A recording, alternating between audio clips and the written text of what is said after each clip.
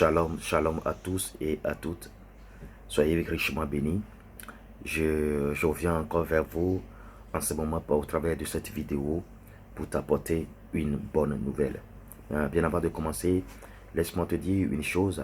Si aujourd'hui tu arrives à lire cette vidéo, c'est parce que Dieu t'a accordé le souffle de vie. C'est pourquoi mon conseil pour toi aujourd'hui, c'est de te dire qu'à chaque fois que tu lèves le matin, nous avons l'habitude, premièrement, nous avons l'habitude de consulter notre téléphone. Nous avons l'habitude d'aller sur notre page de Facebook. Nous avons l'habitude d'aller sur notre WhatsApp. Nous avons l'habitude de rentrer aussi dans les appels manqués pour voir si nous avons eu des appels manqués. Et nous avons l'habitude d'aller dans notre agenda sur notre téléphone et de voir quels sont les détails de la journée. Mais laisse-moi te dire que il ne faut pas commencer ta journée comme ça. À chaque fois que tu te lèves le matin, mets-toi à genoux au bord de ton lit et dis merci Seigneur parce que tu m'as encore accordé le souffle de vie. C'est une grâce que tu me donnes tous les jours. Et après cela, demande à Dieu de t'aider à passer une bonne journée et à être une bénédiction, à faire des choses agréables en son nom. Et une bénédiction, être une bénédiction pour les autres. Et tu dis Amen, tu te lèves. Tu peux commencer ta journée comme ça. C'est la meilleure façon de commencer sa journée. La meilleure façon, c'est de remercier Dieu pour le souffle de vie qu'il nous accorde. Que Dieu te bénisse pour cette compréhension. Bien-aimé, je suis venu vers toi aujourd'hui avec un message qui a pour thème l'hospitalité. Vous voyez, l'hospitalité, ce message n'est pas seulement adressé aux chrétiens, n'est pas seulement adressé aux croyants, mais ce message est adressé à tout être humain, à toute créature de Dieu. C'est à toi ce message, l'hospitalité. L'hospitalité, c'est une recommandation que Dieu nous a donnée. Nous devons avoir l'esprit d'hospitalité en nous. Et nous l'avons. Vous allez voir qu'un enfant qui est né, c'est un enfant qui a de l'hospitalité. C'est un enfant qui peut approcher les autres, qui peut inviter les autres facilement. Mais à un moment donné, quand il grandit, cet enfant, quand il rentre dans le système de ce monde, cet enfant rentre dans ce qu'on appelle l'individualisme, le repousse. Bien-aimé, je viens te dire que nous avons pour devoir de pratiquer l'hospitalité. Alors, c'est quoi l'hospitalité? L'hospitalité, c'est le fait d'accueillir quelqu'un chez soi. C'est le fait de s'occuper de cette personne, de veiller sur cette personne, d'accepter cette personne, quelle que soit sa nature.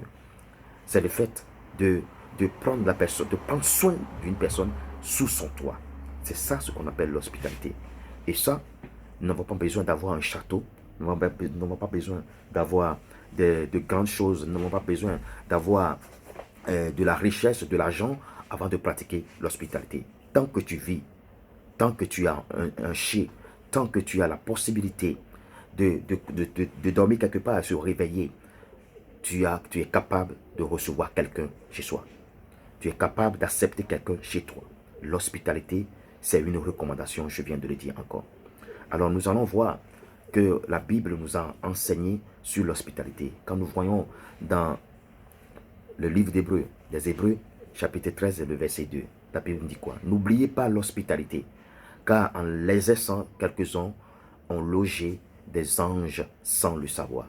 Vous voyez, la Bible nous recommande, Dieu nous recommande de ne pas oublier l'hospitalité, parce que nous avons tendance à oublier, quand nous sommes dans le confort, à oublier ce qu'on appelle l'hospitalité. La Bible dit, n'oubliez pas l'hospitalité, car en l'exerçant, quelques-uns ont logé des anges sans le savoir. Ils ont logé des anges sans savoir qu'ils ont logé des anges, sans le savoir. À l'instar de notre papa Abraham, qui a proposé son hospitalité à ces trois voyageurs qui passaient devant sa tente. Pour commencer, il les a proposé de venir prendre de l'eau. Après, il les a proposé un gâteau. Après, il les a proposé un rôti de veau gras. Et après, il a eu une bénédiction.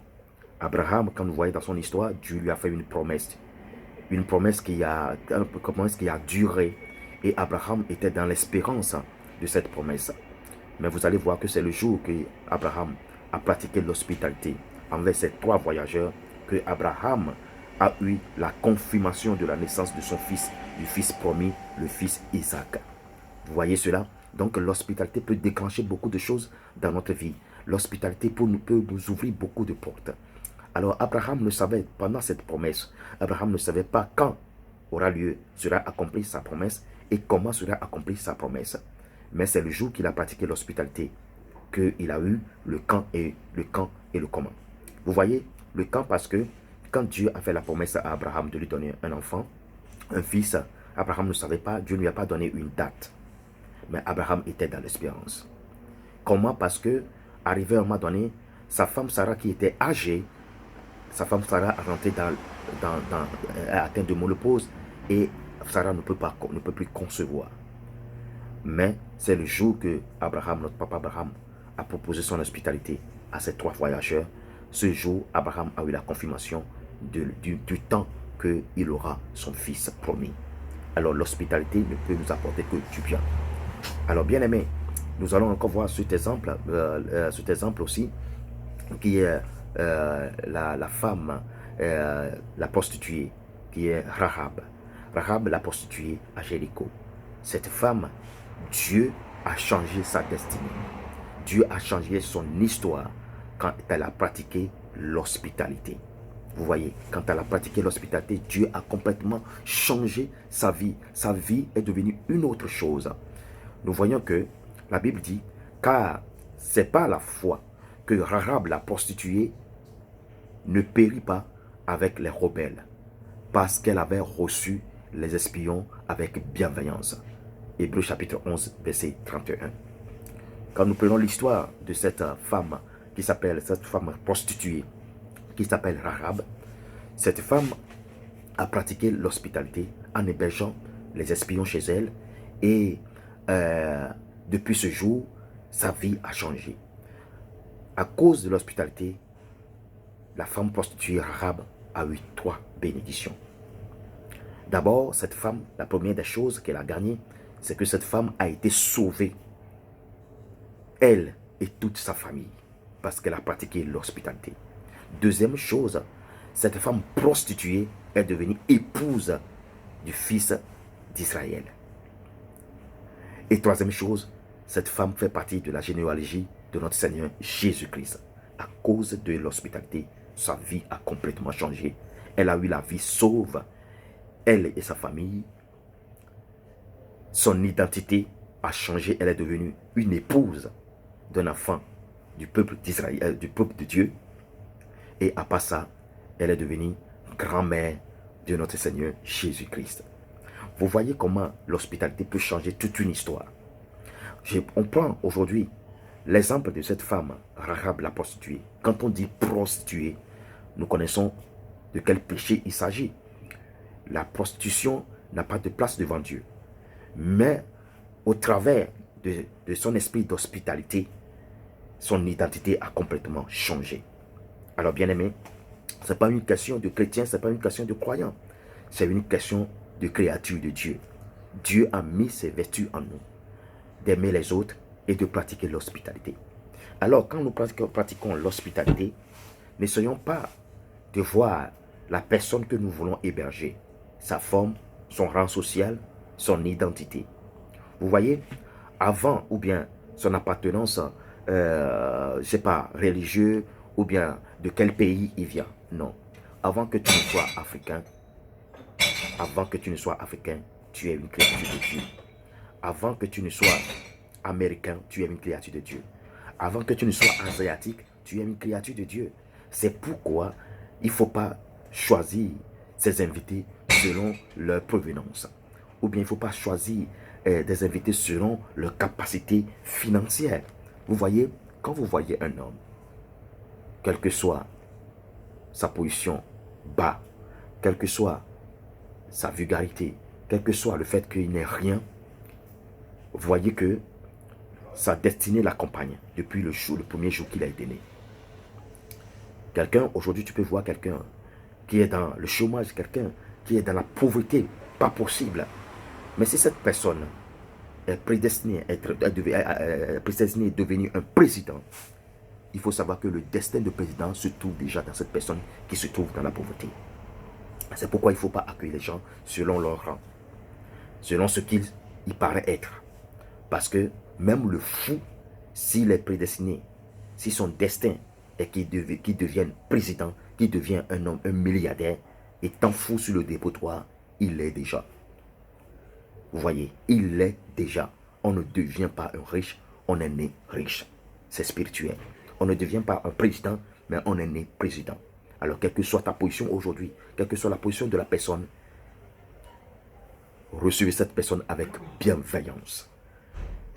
La Bible dit, quand nous voyons dans Matthieu chapitre 10, le verset 41, la Bible nous dit ceci. Celui qui reçoit un prophète en qualité de prophète recevra une récompense de prophète. Et celui qui reçoit un juste en qualité de juste recevra une récompense de juste. Vous voyez cela? Bien-aimé, la personne qui est devant toi, tu ne sais pas ce qu'il a comme don, ce qu'il a comme prophétie, comme destin en lui. Mais toi, reçois cette personne, reçois-la avec bienveillance. C'est comme ça que toi aussi, tu vas partager sa destinée. C'est comme ça que tu vas partager aussi ce qu'il a en lui. Quand on reçoit un prophète, on reçoit aussi la récompense de prophète. Quand on reçoit un juste, on reçoit aussi la récompense d'un juste. Quand on reçoit quelqu'un d'une bonne vie, quand on reçoit quelqu'un qui est rempli d'amour, on reçoit aussi une récompense d'amour. Bien-aimé, que ce soit, quelle que soit ta religion, quelle que soit ton appartenance, l'hospitalité nous est recommandée. Alors pratique l'hospitalité et que le Seigneur te bénisse. Le message aujourd'hui, c'est que Dieu t'aide, que le Saint-Esprit, l'Esprit de Dieu, t'aide à te relancer dans ce qu'on appelle l'hospitalité. N'attends pas ce que la personne vient te le proposer. Tu peux aussi proposer ton hospitalité à l'autre. Parce que c'est ce que Abraham a fait. Souvent, nous attendons que la personne nous demande de l'héberger. C'est ce que nous attendons. Souvent, nous attendons cela. Alors, bien-aimé, si tu as bien reçu ce message, que notre Dieu, que Dieu te bénisse. Alors moi, je me propose d'être ton invité. Si tu veux me recevoir chez toi, alors ça sera avec plaisir. Mais bien avant, moi aussi, je t'invite à venir vers moi. Je te propose mon hospitalité. Je te propose de s'occuper de toi, de te montrer l'amour que Dieu nous a demandé de pratiquer. Vous savez, Dieu n'est rien d'autre que l'amour. Et c'est par l'amour qu'on pratique l'hospitalité. Que le Seigneur vous bénisse. Bien aimé, deuxième côté aussi, chose que je ne vais pas oublier, alors on peut aussi pratiquer l'hospitalité dans ses prières. La Bible dit dans Hébreux chapitre 13, le verset 3, « Souvenez-vous des prisonniers comme si vous étiez aussi prisonniers. » Alléluia. Alors dans ta prière, souviens-toi des prisonniers. Souviens-toi de cette personne qui t'a blessé, qui t'a trahi. Souviens-toi des membres de ta famille. Souviens-toi des gens, des situations des gens dans tes prières. On peut pratiquer l'hospitalité dans ses prières. Quand on prie pour quelqu'un, quand on intercède pour quelqu'un, c'est une forme d'hospitalité aussi. Alors, prions, souvenons-nous des gens dans nos prières. Alors, demandons, intercédons pour les gens dans nos prières. Comme si nous aussi, nous nous trouvons aussi dans la même situation. Que le Seigneur te bénisse. Pratique donc l'hospitalité. Parce qu'il y a beaucoup de choses à gagner dedans. Souviens-toi de la femme, la prostituée. On a déjà pris cet exemple, la prostituée, parce qu'elle est pécheresse. La prostituée n'est pas acceptée devant Dieu, mais à cause de l'hospitalité, son identité a changé sur ces 3 points. Toi aussi, ton identité peut changer. En pratiquant l'hospitalité, tu vas héberger des anges sans le savoir. Que Dieu te bénisse. Shalom, shalom, shalom.